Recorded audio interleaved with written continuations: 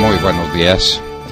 Son las 6 de la mañana de este martes 12 de septiembre de 2017.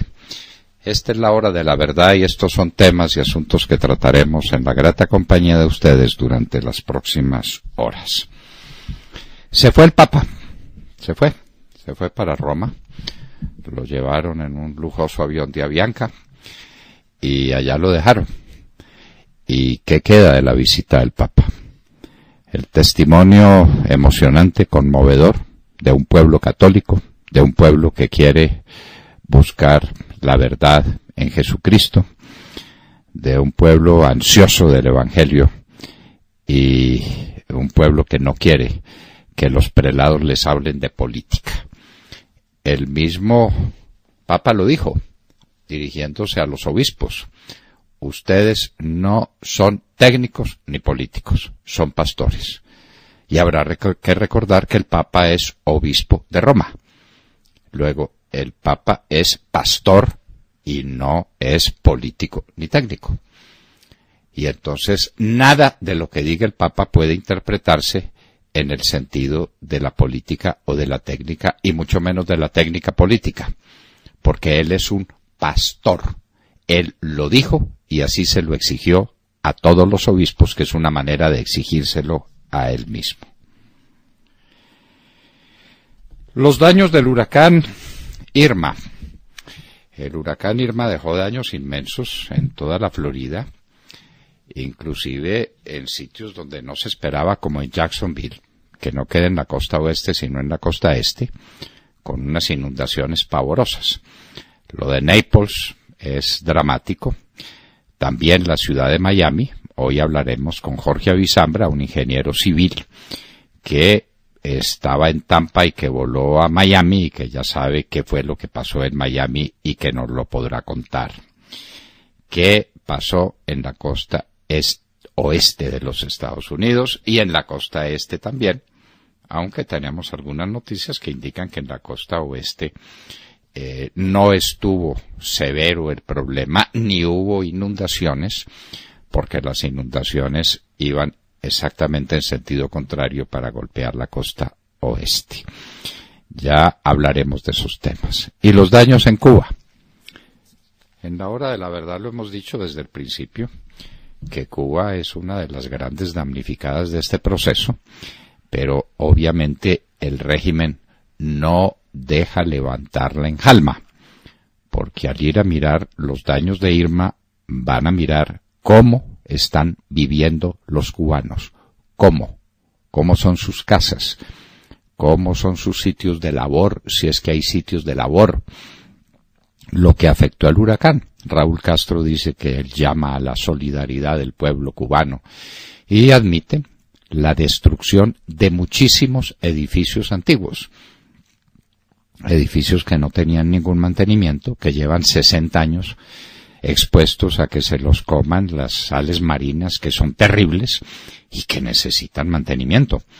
Pues nada de eso había, y muchos edificios antiguos, históricos, dicen, quedaron en la ruina. Lo que pasó en Cuba. ¿Cuándo nos lo contarán? La fuga de Rodrigo Cadete.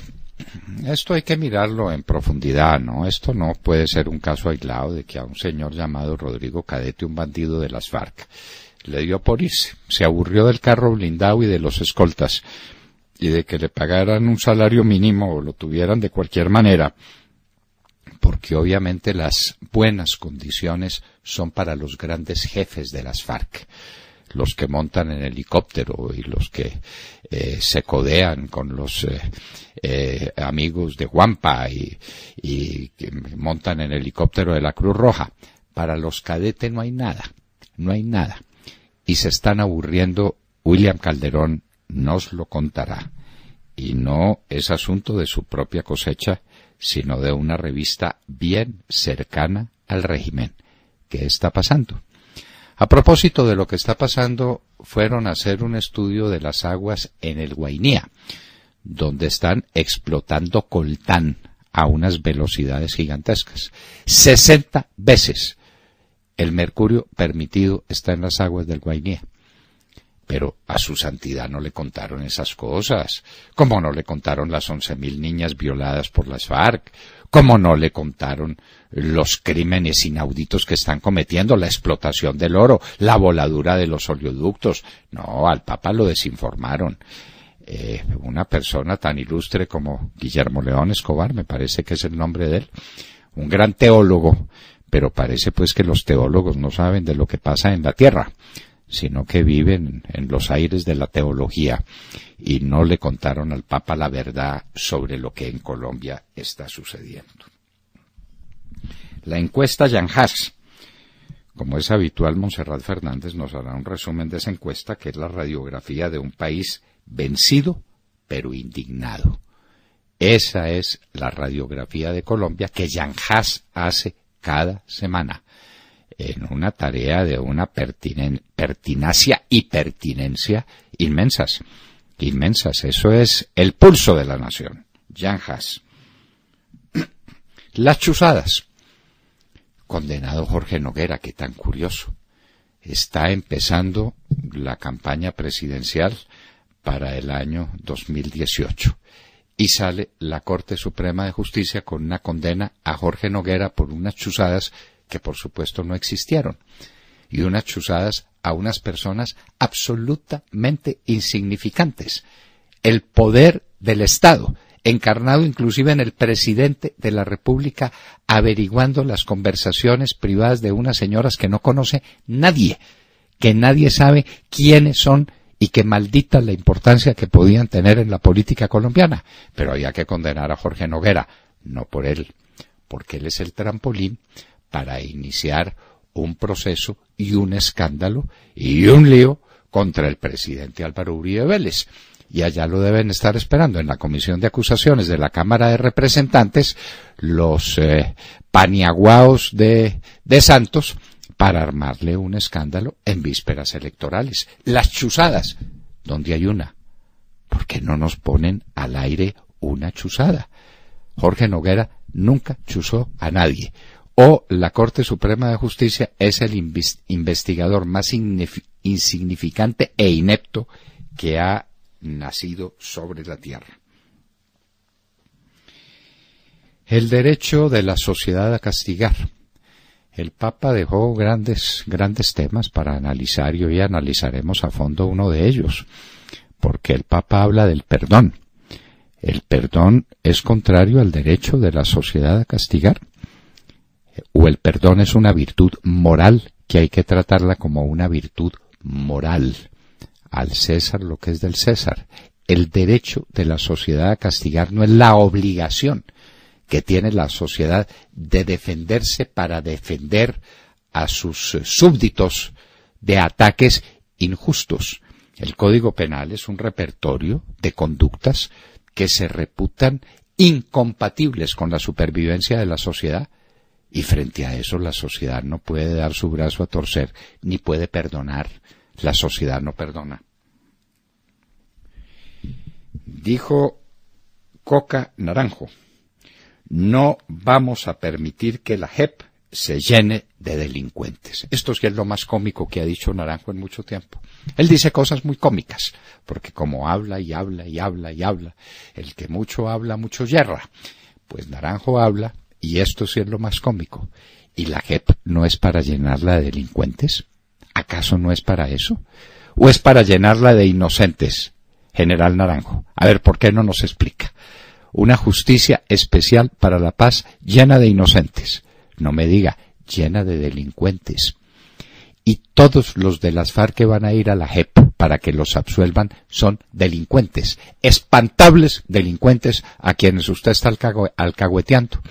Usted aparentemente dedicó su vida a perseguir delincuentes y ahora se dedica en los últimos años de su vida a salvar delincuentes de la justicia, para que la justicia no los persiga. La JEP es para llenarla de delincuentes, mi general, para llenarla de delincuentes, Coca Naranjo. No es para otra cosa, no es para llenarla de inocentes, por Dios.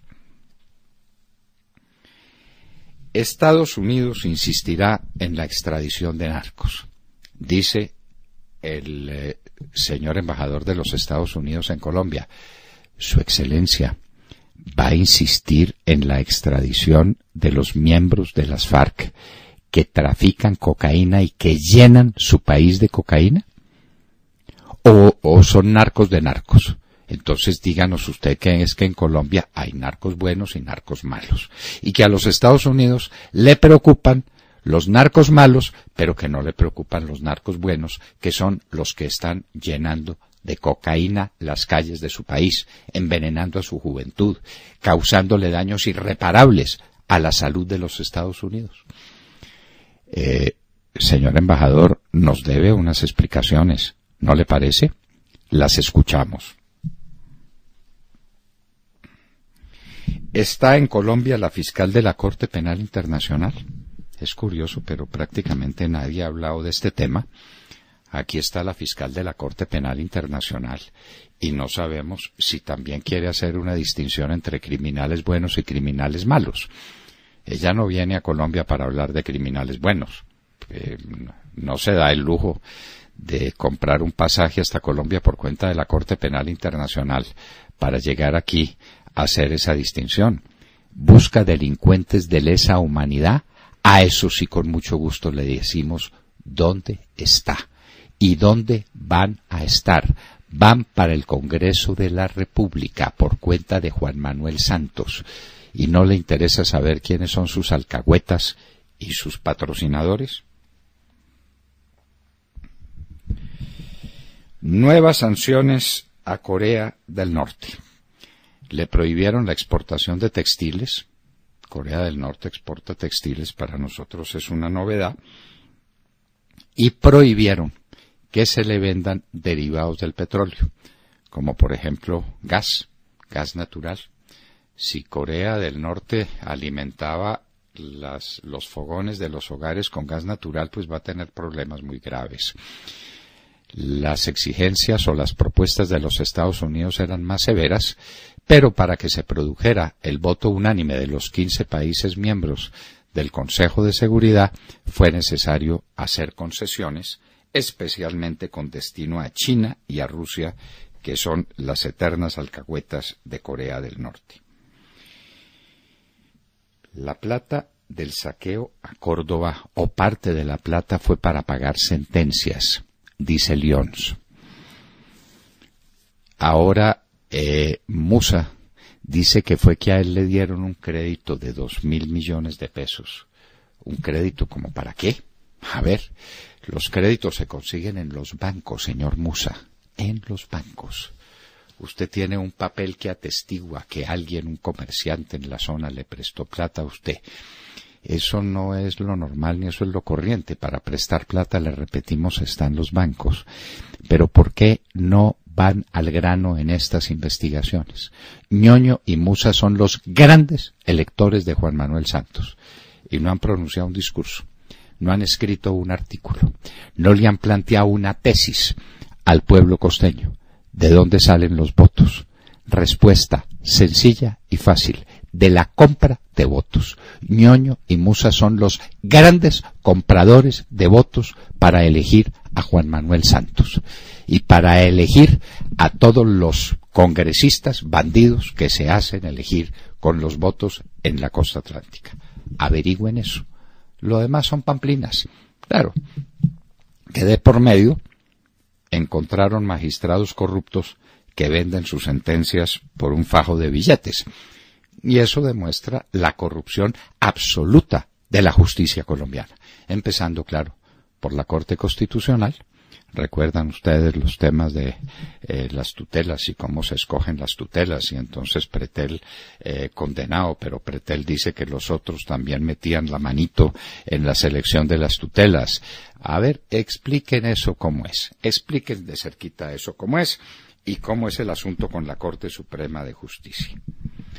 Corfi colombiana terminó excavación de un túnel de 200 metros en la vía Villavicencio. Bueno, pues es una buena noticia, pero un túnelcito de 200 metros es un túnel urbano. Cualquier túnel urbano que se construya tiene por lo menos 200 metros y que el terreno era muy difícil. Todos sabemos que el terreno de la Cordillera Oriental es un terreno muy difícil, para eso está la ciencia de la ingeniería. Mientras tanto, el Cóndor definitivamente no va con el contrato de APP para construir la carretera que uniría el Cesar con La Guajira. Y no va por una sentencia de la Corte que le dice no, pare ahí y primero consúltele a la comunidad sobre los peajes que usted va a poner para financiar la vía, a ver si a la comunidad le gusta pagar peajes. Seguramente van a decir que no. Cóndor ya dijo que no seguía y la ANE le aceptó. Dijo, bueno, estando basado financieramente el contrato, la APP, en el pago de peajes y no habiendo peajes porque la Corte obliga a unas consultas que todos sabemos qué desenlace tienen, pues entonces ir desmontando desde ahora las bestias. ¿Para qué seguir con ellas? Alto Comisionado de Derechos Humanos de la ONU acusa a las fuerzas de seguridad de Venezuela por crímenes de lesa humanidad. En Barcelona, España, marcharon 1 millón de personas respaldando o apoyando la independencia de Cataluña, a pesar de que la Corte Constitucional de España suspendió provisionalmente el acto por el cual desde Cataluña se convoca a un referendo para decidir el tema. Ese es un problema definitivamente grave y serio, pero lo peor que pudiera pasar, desde luego, es la independencia de Cataluña de España. Terrible golpe para España, pero peor para Cataluña. Cataluña no es viable sin el resto de España, empezando porque se les acaba el equipo Barcelona. Barcelona jugando con el Español y con el Atlético Las Ramblas, yo no sé con qué otro equipo irán a jugar. Imagínese usted lo que sería aquello. Segundo paquete legislativo para cumplir Brexit apoyó la Cámara de los Comunes de la Gran Bretaña. Ya van 2 paquetes propuestos por Theresa May para permitir que la Gran Bretaña corte amarras con la Unión Europea y siga su camino ella solita. En Egipto fueron asesinados 18 policías en una emboscada de ISIS. ISIS sigue haciendo daños. Ya no tiene ejército, pero tiene terroristas. Encarcelado por corrupción multimillonario brasilero Yesley Batista. Se dice que en ese proceso de corrupción estaría también el actual presidente Temer. La situación en Brasil es demoledora, aunque hubo una buena noticia, y es que ya técnicamente salió de la recesión. Por primera vez en mucho tiempo, Brasil tuvo comportamiento positivo en el crecimiento del PIB. Y en Hoy en la Historia recordaremos a un grande hombre y a un gran santo, a San Pedro Claver Societatis Jesu, un sacerdote jesuita que dedicó 38 años de su vida a ser el esclavo de los esclavos. De todo esto y de mucho más hablaremos con ustedes en las próximas horas, en la Hora de la Verdad. Muy buenos días a todos. Pues sí, ojalá todo se vaya solucionando poco a poco porque el desastre fue muy grande después de Irma. Bueno, pues les cuento que vamos a hablar de otro desastre y son las encuestas en Colombia, que ya no hablan, sino que gritan, pero por alguna extraña razón el gobierno no escucha ni siquiera los gritos, ¿no? Hay 2 encuestas recién salidas del horno, la de Jan Haas y Opinómetro, y ambas hacen una radiografía del país en estado crítico. La popularidad del presidente Juan Manuel Santos sigue en el suelo, 19.1% de popularidad, 5 puntos menos que en la encuesta pasada, y tiene una desfavorabilidad del 72.8%. En la encuesta de Opinómetro le va un poco mejor, tiene un 25% de favorabilidad y un 69% de desfavorabilidad, aunque el 76% cree que el presidente está manejando mal el país. En el segmento que peor le va al presidente Juan Manuel Santos es entre los jóvenes.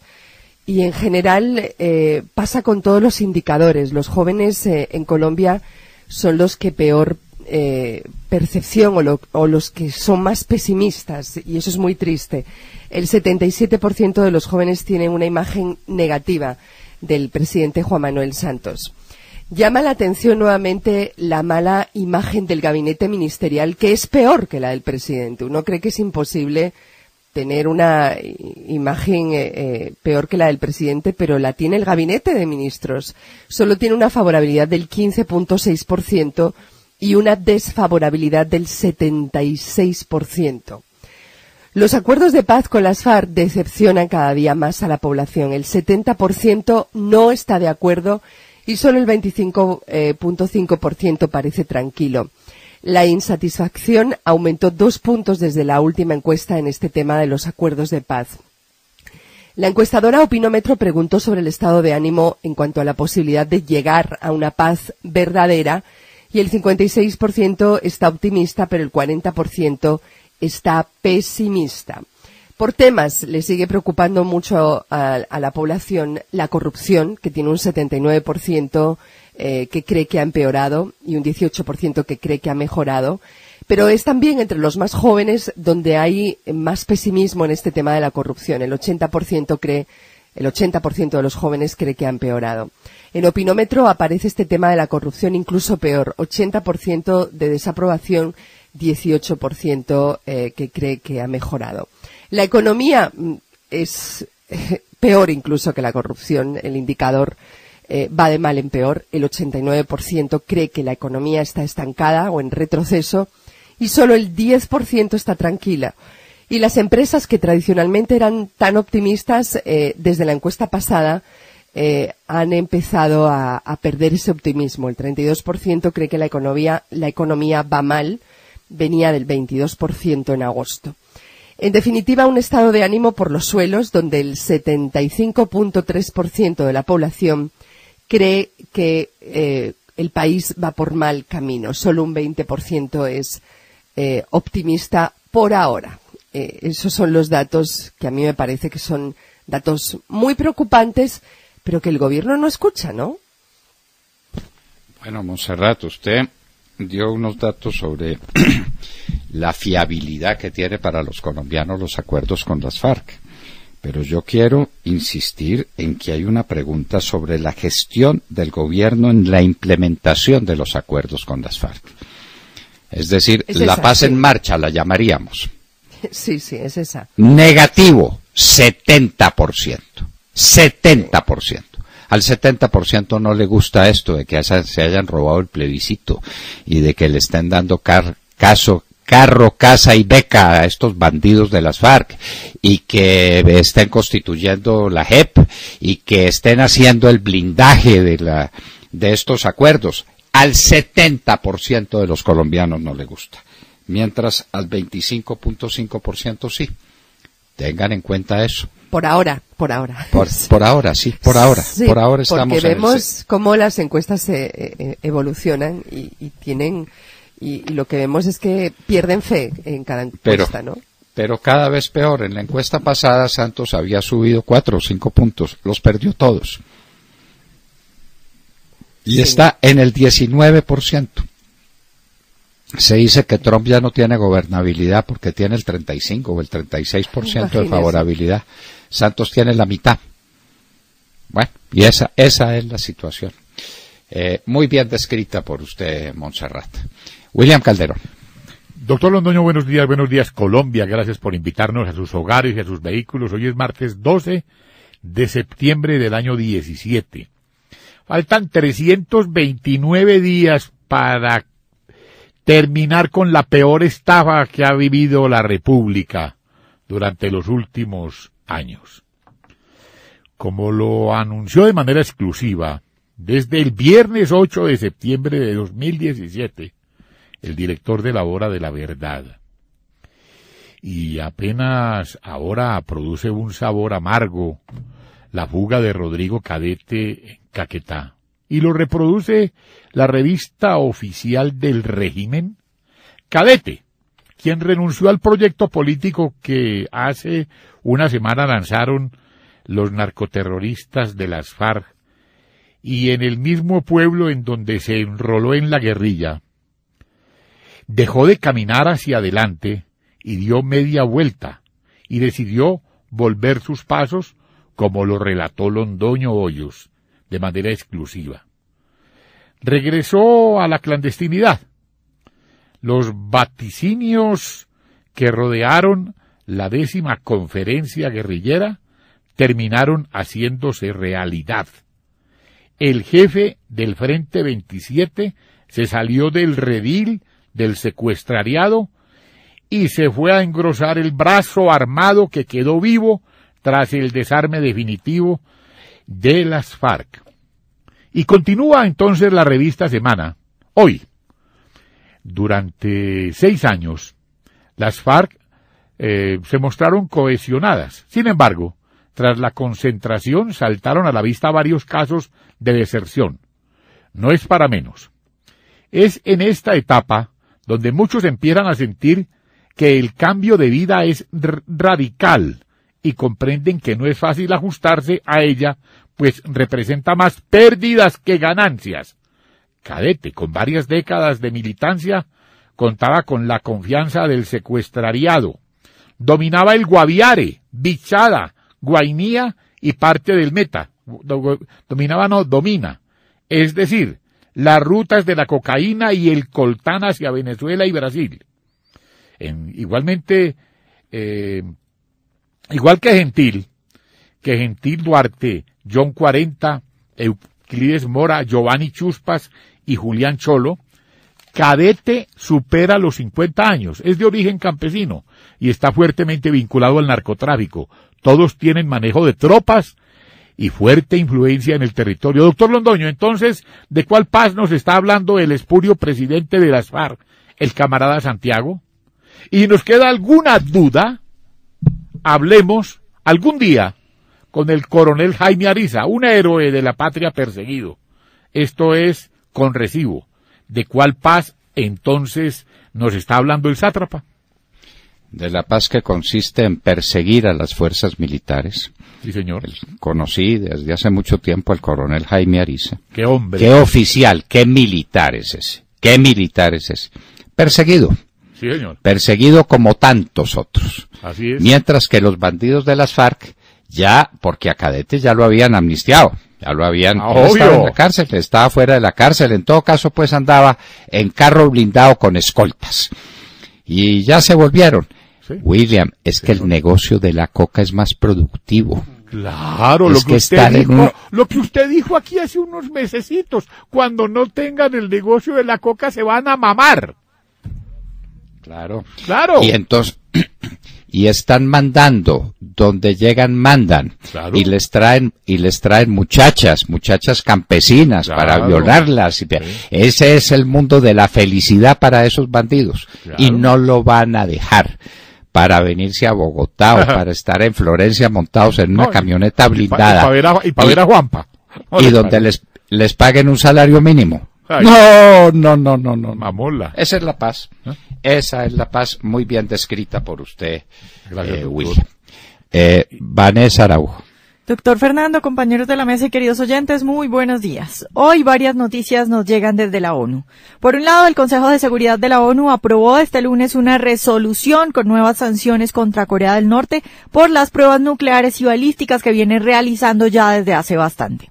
La resolución aprobada establece la prohibición de vender a Corea del Norte gas natural o condensado y productos petrolíferos refinados que excedan el 500,000 de barriles desde el 1 de octubre próximo y los 2 millones de barriles a partir del 1 de enero de 2018 y durante 12 meses. Asimismo, establece que Corea del Norte no podrá vender fuera del país sus productos textiles. La resolución, que contó con 15 votos a favor y 0 en contra por parte de los integrantes del Consejo, fue propuesta por Estados Unidos, pero el texto sufrió varias modificaciones para que pudiera ser aprobado. Inicialmente, Estados Unidos estaba pidiendo, entre otras cosas, la prohibición de que los países miembros de la ONU vendieran a Corea del Norte gas, petróleo y productos petrolíferos refinados. La versión aprobada eliminó entonces apartados que Rusia y China, con derecho de veto en el Consejo, y al parecer defensores de Corea del Norte, no habían visto con buenos ojos. Veremos si esta nueva tanda de sanciones sirve para frenar al tirano norcoreano. De otro lado, el alto comisionado de la ONU para los Derechos Humanos pidió este lunes una investigación internacional sobre el uso excesivo de la fuerza por parte de las autoridades de Venezuela, estimando que se pueden tratar de crímenes contra la humanidad. El alto comisionado no dijo que no se trata de lo que ya pasó, sino que existe un real peligro de que haya una escalada de tensiones y acciones del gobierno venezolano contra instituciones democráticas y voces críticas mediante procedimientos judiciales contra líderes de la oposición, la realización de detenciones arbitrarias, el excesivo uso de la fuerza y malos tratos a los detenidos, lo que en algunos casos se asemeja a la tortura, según el último informe del alto comisionado presentado ante la ONU. A estos señalamientos de la dictadura venezolana contestó calificando de infundados los reportes de la Oficina de Derechos Humanos de las Naciones Unidas, que encontraron graves violaciones a los derechos de los manifestantes. El ministro de Relaciones Exteriores de Venezuela, Jorge Arraza, afirmó lo siguiente: el resultado de las acciones de la oposición fue la lamentable pérdida de 121 vidas humanas. La mayoría de estas muertes son directamente atribuibles al accionar violento de los grupos antigubernamentales. Pero no contento con echarle la culpa de la violencia a la oposición, afirmó que esta situación ya se va a solucionar porque, según él, la oposición venezolana está de vuelta en la senda del derecho y la democracia, por lo que, abro comillas, veremos un surgimiento del diálogo gracias a la mediación de nuestros amigos, cierro comillas.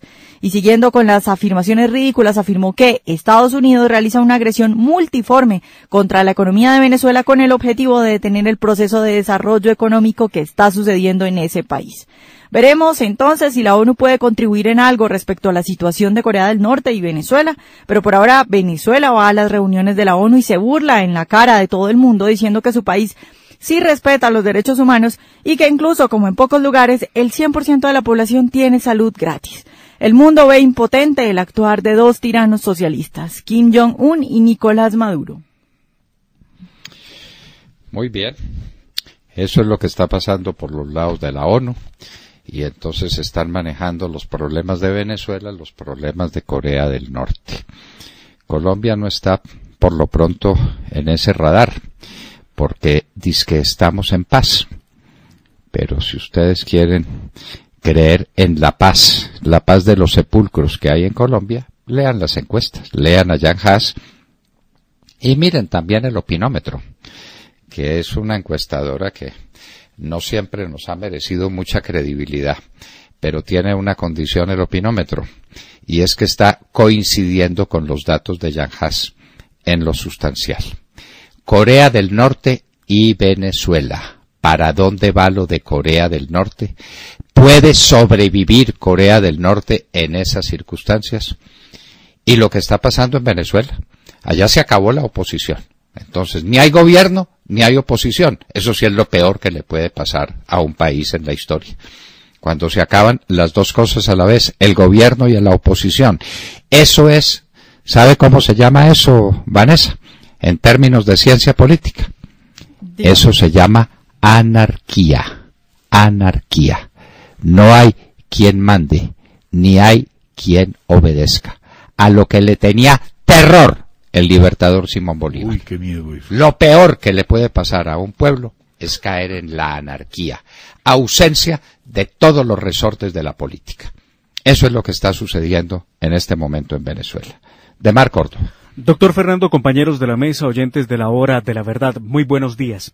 La cuestionada Corte Suprema de Justicia, donde según algunos testimonios, al parecer se cobraba por sentencias absolutorias y se engavetaban órdenes de captura, dio a conocer que condenó al exdirector del DAS, Jorge Noguera, a 7 años, 10 meses y 15 días de prisión como coautor del delito de concierto para delinquir agravado por unas chuzadas que se ejecutaron aparentemente durante su dirección en el organismo. Chuzadas que no conocemos y que seguramente nunca sabremos si existieron o no, pues siempre se habló del hecho desde el proceso judicial, pero sin las pruebas que permitan esta condena. En el fallo condenatorio, el exdirector del DAS Noguera deberá pagar, por concepto de indemnización de perjuicios morales, la suma de 100 salarios mínimos mensuales vigentes a las señoras Gloria Inés Flores, promotora de organizaciones de derechos humanos, y a la exsecretaria de gobierno de la alcaldía de Gustavo Petro. La otra señora también, quien se ve beneficiada con este pago de indemnización, es la señora Marta Cecilia Monroy, de quien se dice es abogada de derechos derechos humanos también, las dos señoras, ciudadanas del común, sin ninguna relevancia política, recibirán 73 millones de pesos por perjuicios por las supuestas chuzadas. Pero a propósito de esta condena contra Noguera, quiero notar que la Corte compulsó copias para que la Comisión de Acusaciones de la Cámara de Representantes investigue la conducta del expresidente, en ese entonces presidente Álvaro Uribe Vélez. ¡Qué coincidencia! Que ahora, cuando el Centro Democrático es el partido con mayor imagen favorable y que presentará el presidente para el 2018, la Corte decida armarle un proceso al presidente Uribe, seguramente para afectar su imagen positiva ante los colombianos.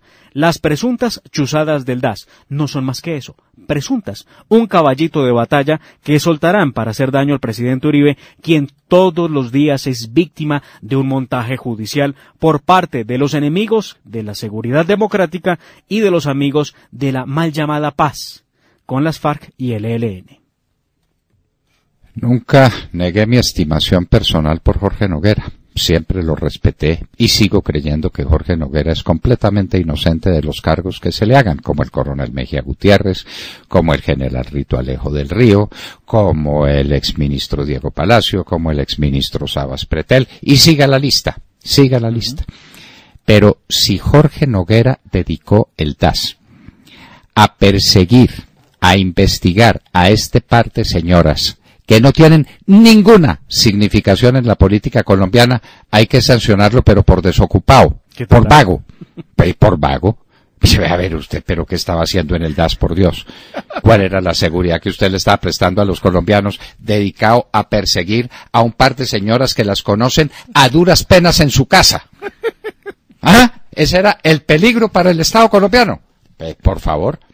Pero como eso no sucedió, y la prueba es que no hay una chuzada, penetre en el expediente a ver si se oye una chuzada. Pues, ¿cuál chuzada? Hágame el favor. Lo que le interesa al Departamento Administrativo de Seguridad en su momento, lo que diga la señora Monroy y la señora Flores. Pero pues todo sea para perseguir al presidente Uribe y... Por supuesto, para armar escándalo, para armar lío, para decir que el presidente Uribe Vélez era un chuzador y las chuzadas. Pero si las chuzadas eran, por Dios, decían que contra magistrados de la Corte Suprema de Justicia, como no encontraron ninguna, ni rastro, y entonces se fueron por el lado de unas señoras, y seguramente con testimonios, o con indicios, con quién sabe qué pruebas, la Corte Suprema de Justicia, entre otras, no solamente para acusar a Álvaro Uribe, sino para apartar un poco el huracán Irma que se les vino a ellos encima, con los pagos por las sentencias. Oiga, ¿no le parece? Es que, doctor Fernando, tan no existieron chuzadas en la época de Uribe contra la Corte, que si hubieran existido ya hace rato estaría más de un magistrado desfilando por la picota, porque nos hubiéramos enterado de cómo era el fabuloso negocio de comprar las sentencias y las absoluciones en esa alta corte. Pues, imagínese usted. ¿Sí? Imagínese usted unas chuzadas a Bustos o a Ricaurte o a cualquiera de esos bandidos de la Corte Suprema de Justicia. Bueno, pero ahí tenemos pues el problemita. Entonces el presidente Uribe será un chuzador que nunca chuzó. Pero ¿cómo se lo puede acusar? ¿Cómo se puede acusar a Jorge Noguera de dedicarse a perseguir y a chuzar a unas señoras que, repetimos, a duras penas las conocen en su casa? El marido y los hijos, en caso pues de que tengan una cosa y otra, que suponemos que sí, y nada más.